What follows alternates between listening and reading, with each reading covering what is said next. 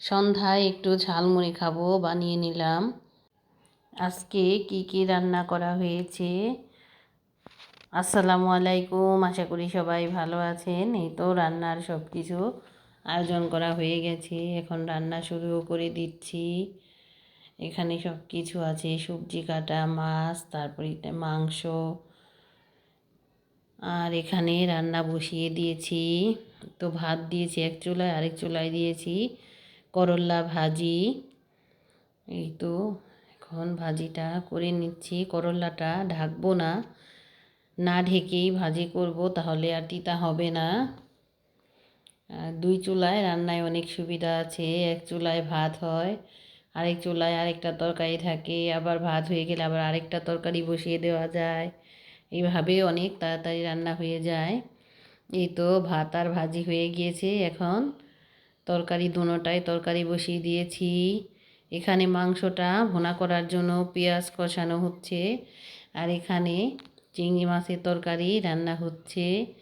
এটা কষানোর পর পানি দিয়ে দিয়েছি, আর এটাকে এখন কষিয়ে নিলাম এই চুলায়।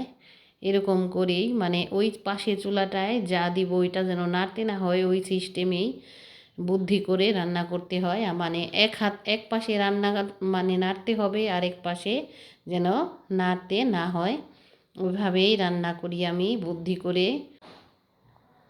এই তো রান্না প্রায় শেষের দিকে, এখন মাংসটা ভাজা ভাজা হলেই হয়ে যাবে।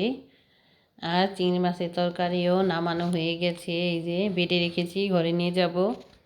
এই তো রান্না করে সব ঘরে নিয়ে এসেছি, এখন খাওয়া দাওয়া করব।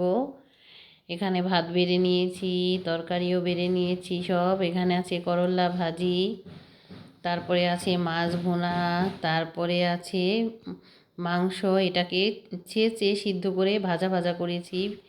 আর ওখানে চিংড়ি মাছের তরকারি, সাথে আছে লেবু। এই ছিল আজকের রান্নাবান্না। সন্ধ্যায় কিছু ঝালমুড়ি বানানো হবে। চলুন দেখি ঝালমুড়ি বানানোর জন্য কি কি ব্যবস্থা আছে। তো সরিষার তেল, মুড়ি সব কিছুই আছে ওখানে, পেঁয়াজ, কাঁচামরিচ, টমেটো, এই তো ঝুরি ভাজা, চানাচুর সবই আছে। তো লুচি চানাচুর দিয়ে মুড়ি মাখিয়ে খাবো এখন সন্ধ্যার সময়। তো সব কিছু দিয়ে দিচ্ছি, পেঁয়াজ, কাঁচামরিচ, লেবু কেটেছি চিকন চিকন করে, আদা কেটেছি, টমেটো, শসা, এগুলো সব কিছু দিয়ে। লবণ দিব না, কারণ মুড়িতে আর চানাচুরের লবণ আছে, এর মধ্যে লবণ দিলে আমাদের বেশি হয়ে যায়, আমরা তো লবণ খাই না। চানাচুর ঢেলে নিচ্ছি, এখন কিছু ঝুরি ভাজাও দিয়ে দিব। এই যে ঝুরি ভাজা দিয়ে দিলাম,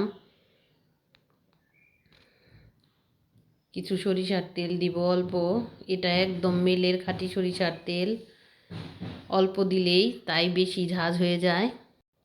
এই তো মুড়ি মাখানো শেষ, এখন প্লেটে বেড়ে দিব। তো এখন সবাই খেয়ে নিব। এই ছিল আজকের মতো, আল্লাহ হাফেজ।